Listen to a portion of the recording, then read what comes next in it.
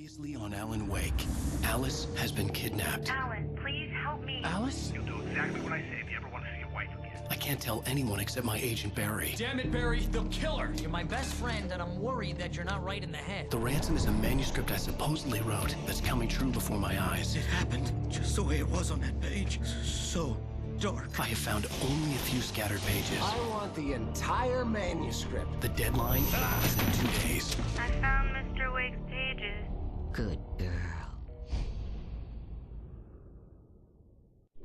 How the hell did she get her hands on the manuscript anyway? I don't know. She's resourceful. I told you were too hard on her. Listen, I found out all sorts of interesting stuff while I was digging around. Yeah. Mr. Wake, it's Sheriff Breaker.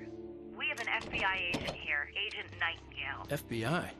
He's anxious to see you. You'd better come to the station. Okay, I'll be right over, Sheriff. Let's make this quick, huh? Help you folks? Name's Randolph. I'm the manager. We're looking for Rose. Works as a waitress down at the diner. Rose, sure. Nice girl. Who wants to know? I'm Alan Wake. The writer, huh? I heard on the radio you were visiting. Well, I'll show you her trailer. That Rose, she's a nice girl. Always pays her rent on time. As I was saying, Al, I found all sorts of weird stuff from the local newspaper's archives. This place is crazy. Disappearances, mysterious deaths, urban legends come true, and get this, most of this stuff takes place around Cauldron Lake. Well, you ain't wrong, mister. The Indians thought the lake was a doorway to the underworld. I'm the God-fearing type myself. I don't hold with that sort of thing. Yeah, okay. Anyway, there was an island there owned by a guy called Thomas Zane. Now, some of the articles I found about him make him out to be a famous writer, but I ran a bunch of searches, couldn't find a single thing he wrote. Zane was heavily into diving, so much so that the place came to be called Diver's Isle. But the volcano under the lake erupted in 1970, and Zane went down with the island.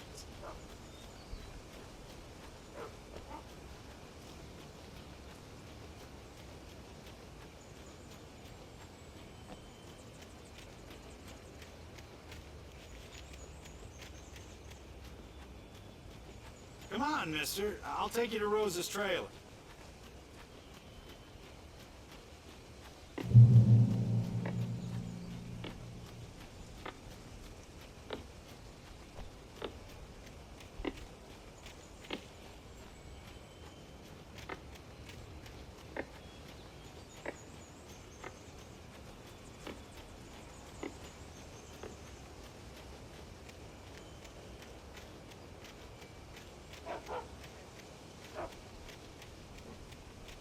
Just follow me. It's not far. Yeah, how about that? It was there in the morning, as if it had fallen from the sky. But it would take a tornado to lift something like that. We're damn lucky it didn't crush any of the trailers.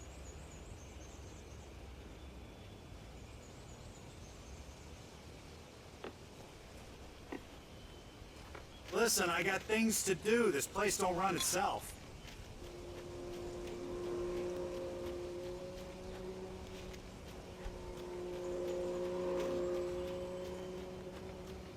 Oh, give me a break, mister. Can we just get a move on?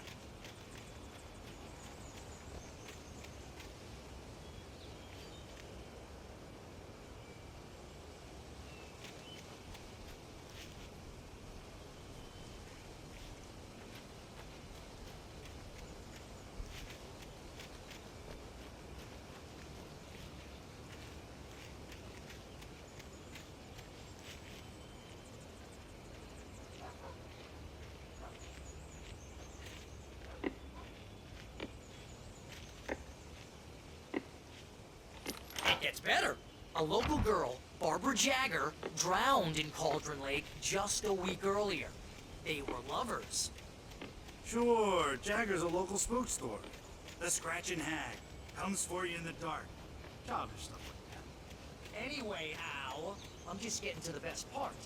All of the articles about this stuff were written by Cynthia Weaver. I asked around, and she's that crazy bag lady you met. What, the lamp lady? She can be a little loopy, but she's not homeless or anything. Yeah, anyway, she knew both Jagger and Zane before they both died, and she had some kind of a breakdown.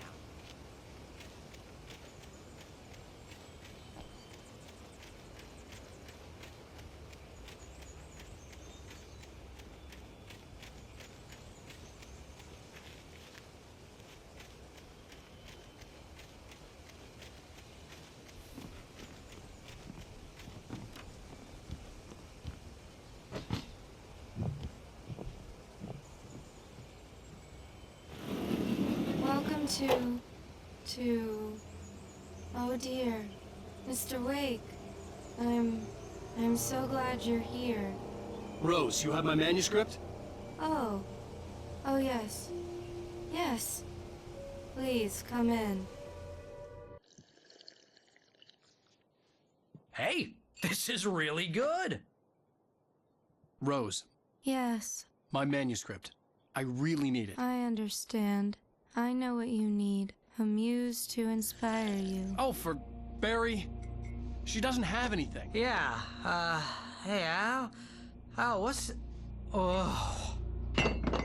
Barry! What? What?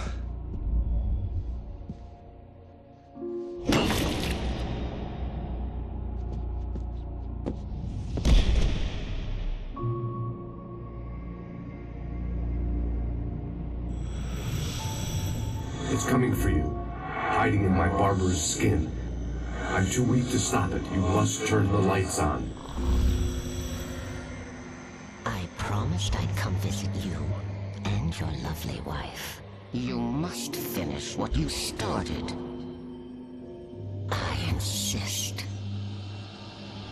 You must turn the lights on. Turn the light on.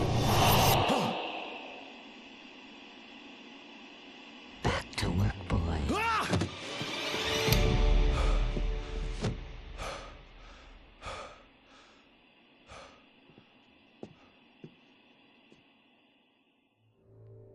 I felt nauseous, hungover.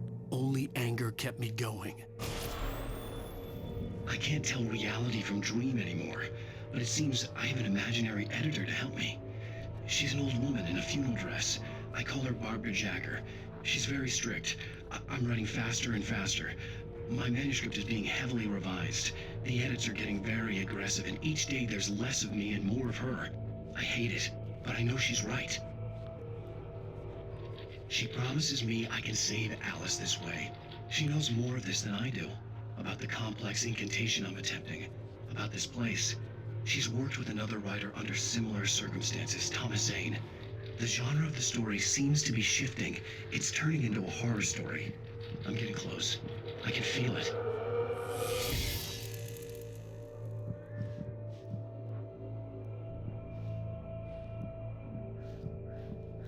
Rose took a day from me. I had less than 12 hours left to meet the kidnapper.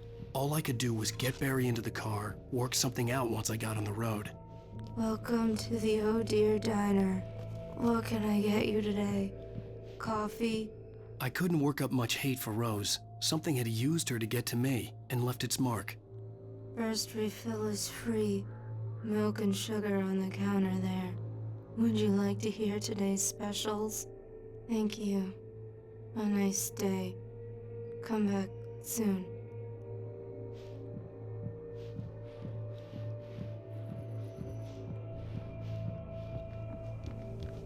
My gun and flashlight were gone. I'd have to find a way to get Barry into the car as quickly. Mr. Randolph liked Rose. That little smile she had. How she was still sweet when life had tried so hard to make her bitter.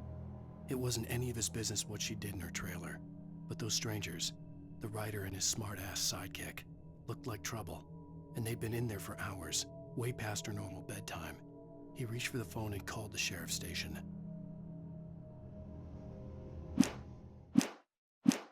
As possible. There was no time to waste.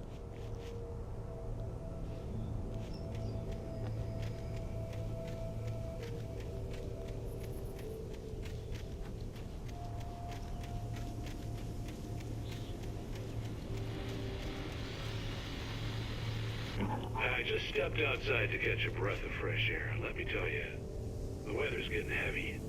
Nights like this make me especially glad I'm here talking to you and not home in bed. Once the weather takes a turn like this, I can't sleep at all. It's all tangled bed sheets and dark thoughts, punctuated by the occasional plunge into nightmare.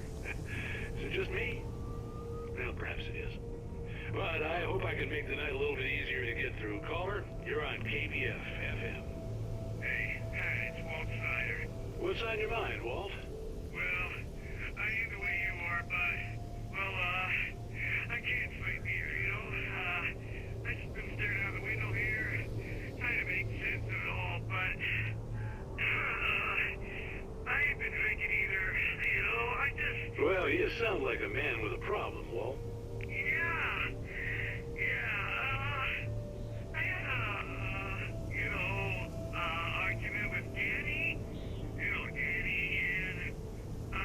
then I got in trouble with the law, and,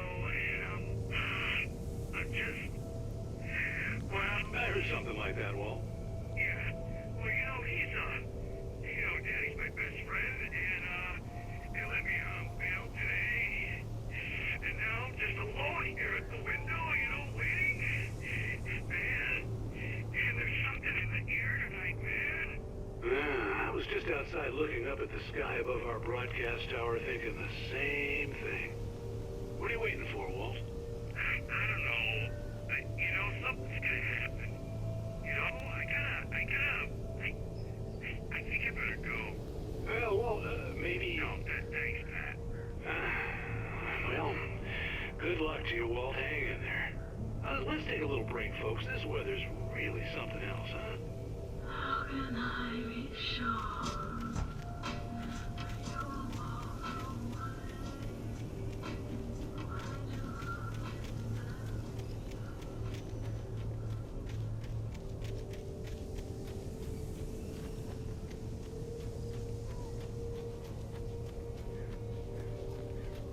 Oh, you're gonna get it now. God knows what you've done to that poor girl. This is Agent Nightingale, FBI! Get him up, Hemingway! You're under arrest! You move a muscle, I'll unload right in your goddamn face! Stay right where you are, Slane!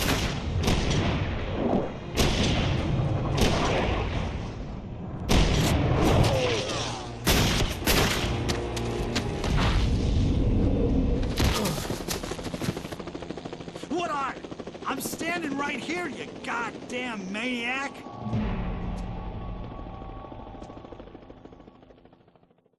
I hated to leave Barry behind, but there was no way I'd miss my appointment with the kidnapper. Give it up, Mr. Wake! Come on! Take it easy on us!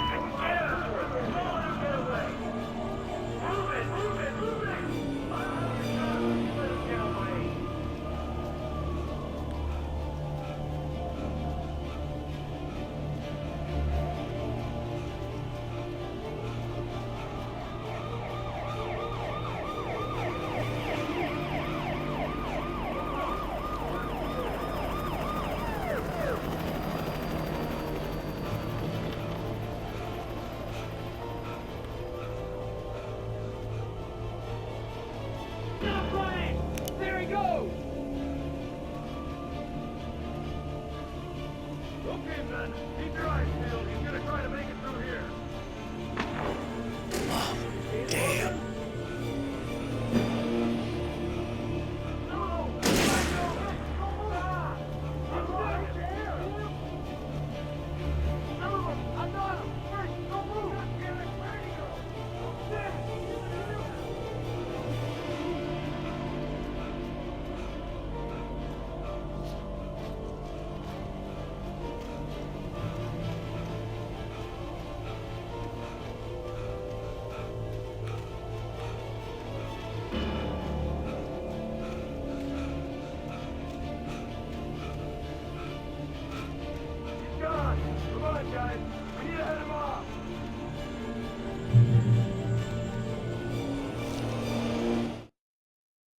For decades, the darkness that wore Barbara Jagger's skin slept fitfully in the dark place that was its home and prison. It was hungry and in pain. It dreamed of its nights of glory when the poet's writing had called it from the depths and given it a brief, terrible taste of power and freedom. The rock stars had stirred it from the deep sleep the poet had sunk it back to in the end. When it sensed the writer on the ferry, it opened its eyes.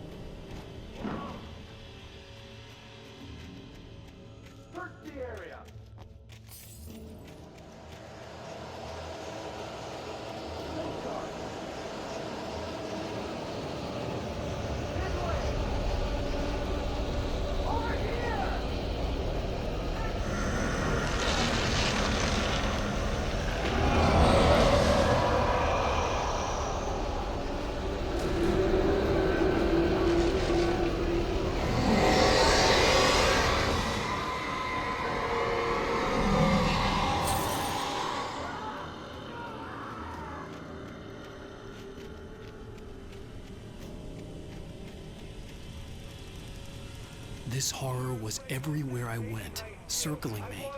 The cops didn't stand a chance. They were after a writer, not a monster.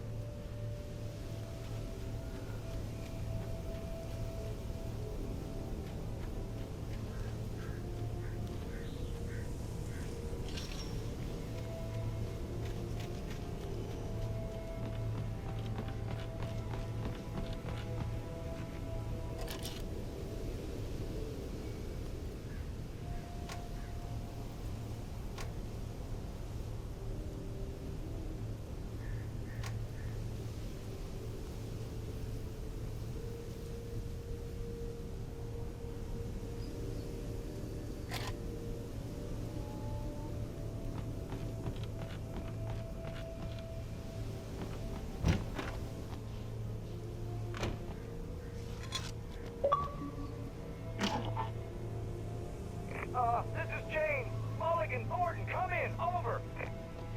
Thornton here. Jake, we got both Wheeler and Rose in custody. They didn't put up a fight or anything. But it was... Hey, come on. Sit down and give me that. Jane, Mulligan here. Over. Go ahead, Mulligan. Over. I could see the lights of the radio station in the distance. Wheeler's Crossburger hopped up on something. Speaking of which, that Fed had a pretty distinctive whiff of all the scotch about it, you know what I mean? Over. I don't have anything on that, Deputy Mulligan. Over. Well, whatever. Anyway, Rose is just being way weird here. You better get talking and take a look closer. Over. Gotcha. You better get them here quickly. The Fed's gonna want to interview Wheeler. Over. Mulligan.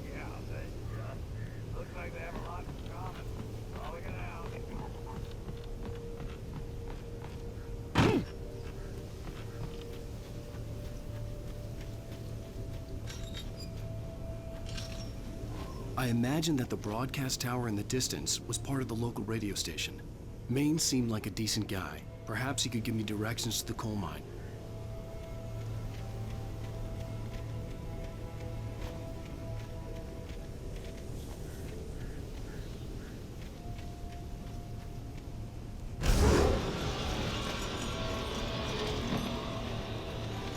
Unnatural shadows clung to the gate. The darkness that was out. I wouldn't get through without a light.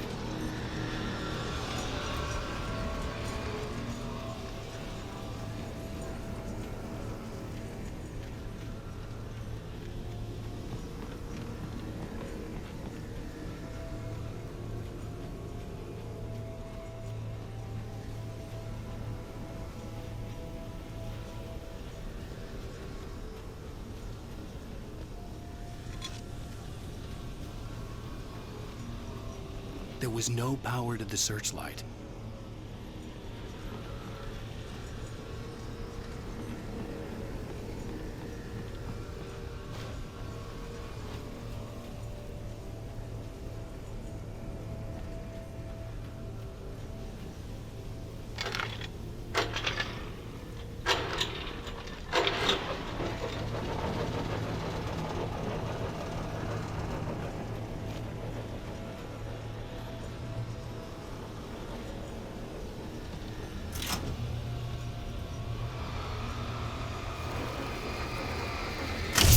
Generator conked out. I'd have to see if I could fix it and try again.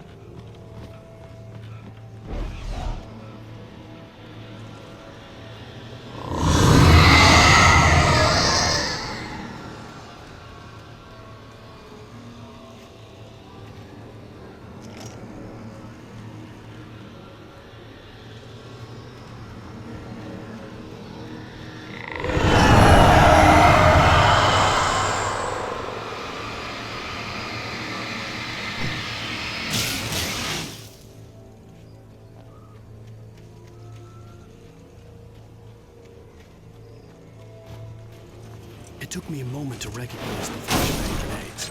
They were an ideal weapon for my situation. Team 1, come in. Over.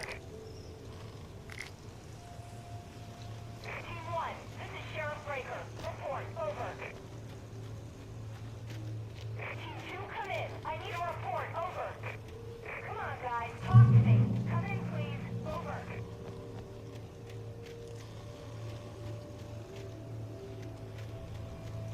You have the right to remain silent.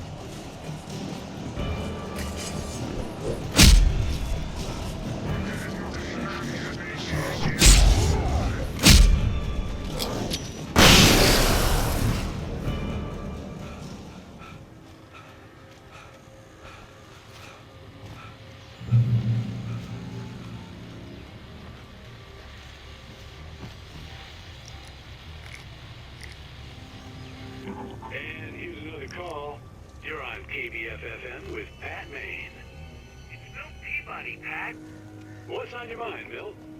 Well, I live near the trailer park, Pat, and there's a big ruckus going on over there. Well, that's just up the road from me, too. What's going on, do you know? I don't know, but there's a bunch of police cars there, lots of sirens, a helicopter buzzing around, and I think I heard some gunshots. Gunshots? Yes, sir, like from a pistol. So can you find out what's going on? Because it's just next door and they're popping off guns there. They're still shooting? No, it was maybe 10, 15 minutes ago. It sounds serious, Pat. I'm telling you, it don't sound like no party. Well, I'm certainly going to give the station a call, Milt. Okay. You'll hear it here as soon as I hear from them. Okay, thanks.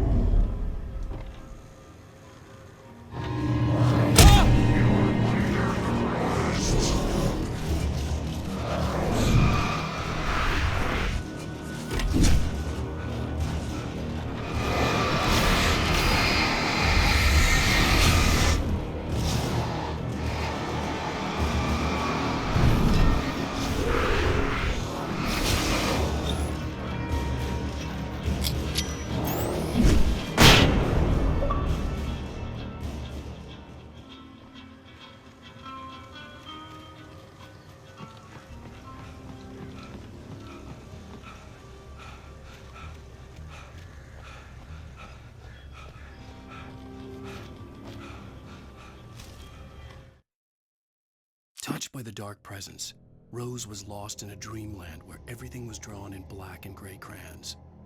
The old lady had promised her that all her wishes would come true. She would be Alan Wake's muse. She was smiling so hard it hurt her face. She crushed a bottle full of sleeping pills into the coffee. Deep down inside, she was screaming in terror.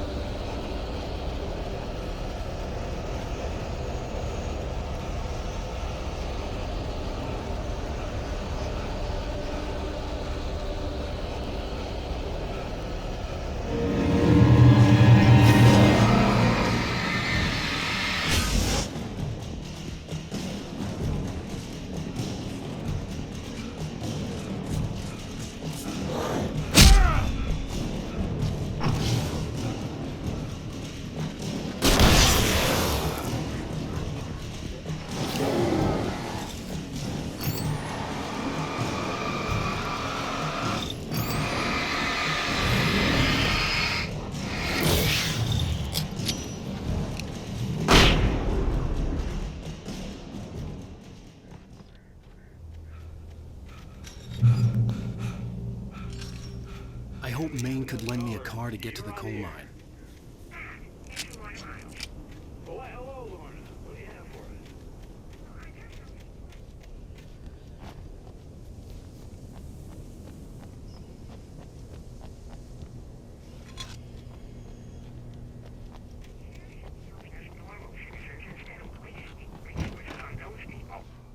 Well, I'm sorry, but my granddaddy settled in my ball in 1911. well, thank you very much for that compassionate viewpoint, Lorna. Oh, here's a little surprise. The famous writer Alan Wake just walked in, folks. I'm gonna see if I can talk him into an interview. Come on in, Mr. Wake. Oh, I'm so glad you could find the time to do this, Mr. Wake. Nowhere to run now, Dan Brown. You back away from me. Don't hurt her. Whoa. Everyone calm down. Put the gun down. We're all friends here, right? Cool your jets, Nightingale. We got him. Judas Priest! What the hell's the matter with you? There's a civilian in there.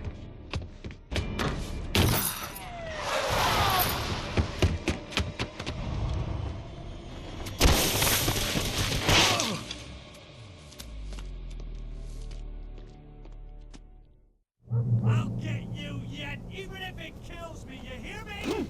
You hear me, H.P. Lovecraft? I had fallen off so many cliffs it was ridiculous. That's what you get for naming a book The Sudden Stop. It was probably good I hadn't had the chance to tell Maine where I was going. I'd have to lose the car. Nightingale stared through the broken studio window into the dark woods. He turned around, started to walk out, but Maine grabbed his arm.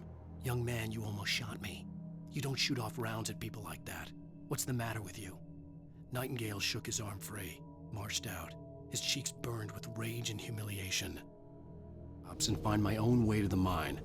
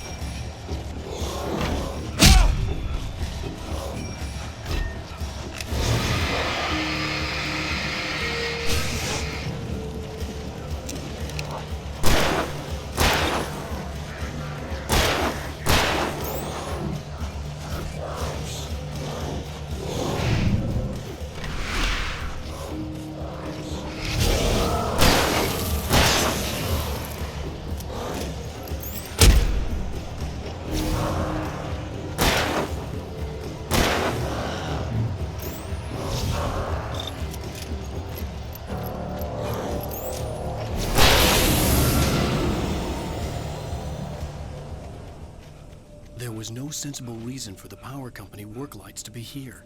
It was almost as if they'd been left for someone like me to use.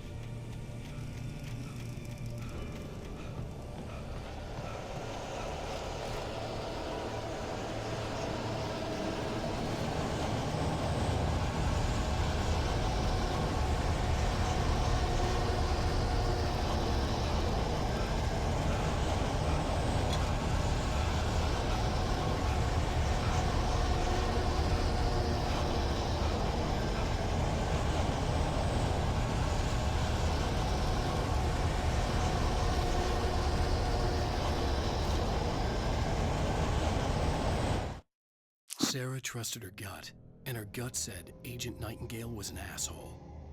He felt wrong, and it wasn't just the smell of stale booze. It was in the way he flashed his badge, pulled rank, the look in his eyes when he wanted answers. Where was AlanWake? What was this about an accident? Where was his wife? And most importantly, why did she let Wake go? He wouldn't answer her questions. Federal business was all he'd say.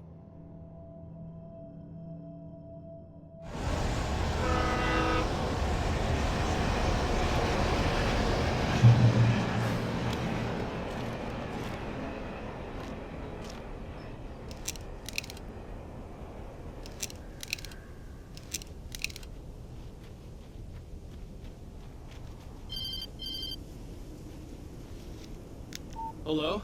The most stubborn man I've ever met. Alice? Alice? Alan, I'm so afraid. It keeps me in the dark. Please help me. I look at you, Alan, and it's not you. Something else. Looking out from behind your eyes. Alice, I'm here. I'm so alone here. It's all gonna go to hell. You need to be careful. Cooperate. The connection had been terrible, but that wasn't the only thing that hadn't been right with the call. She sounded wrong somehow, but she had... The pipe wrenched itself loose from the bridge's steel framework. Wrapped in darkness, it floated in midair, twitching. For a moment, I didn't understand what I was looking at. The heavy object lurched at me with impossible force. I threw myself out of the way, but just barely. When I turned my flashlight on it, it shook in a dark rage before it flew at me again. Hold me.